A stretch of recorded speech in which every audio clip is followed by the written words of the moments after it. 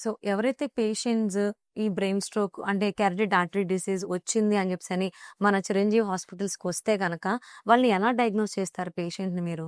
ఆ! దీనికి diagnostic options చాలా సులువమ్మా. ఓకే. దీనిలో మరి ముఖ్యంగా మనం ఏంటంటే మన చిరంజీవి హాస్పిటల్స్‌లో అడ్వాన్స్‌డ్ మన దగ్గర టెక్నాలజీ కలర్ డాప్లర్ ఫెసిలిటీ ఉంది. Which is sophisticated.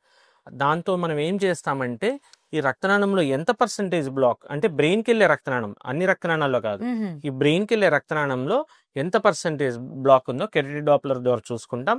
దాంతోపాటు అది బ్లాక్ ఏ రకంగా ఉంది అంటే ఆ ప్లాక్ కాల్షియం ఉందా, రక్తనాళంలో గెడ్డ ఉందా, లేకపోతే మొత్తం ఫైబ్రస్గా ఉందా అనేది కూడా డిఫరెన్షియేట్ చేస్తుంటాం. ఓకే. మేము ఆ ప్రక్రియ ద్వారా కూడా డిఫరెన్షియేట్ చేసుకొని ముందుగానే గుర్తుంచుకొని మన వర్క్ కూడా చేసుకుంటాం. న్యూరలాజికల్ వర్కప్ అంటాం. అంటే బ్రెయిన్లో మనకి బ్లడ్ వెజల్స్ ఎలా ఉన్నాయి ఇవన్నీ వర్కప్ చేసుకొని దీనికి మనము కెరోటిడ్ డిసీజ్ ఉంది అని ముందుగానే డయాగ్నోసిస్ రావటం అనేది జరుగుతుంది. ఓకే.